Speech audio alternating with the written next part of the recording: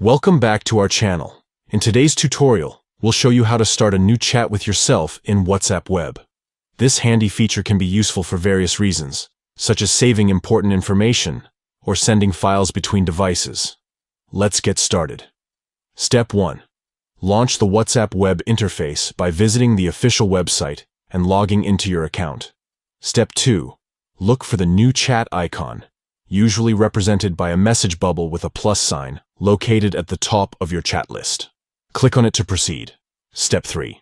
From the list of contacts, locate your own account, usually listed as the first account, and click on it to open the chat window. And that's it.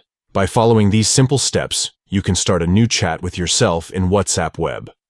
You can now use this chat to save important messages, send files to yourself, or keep track of important information across devices.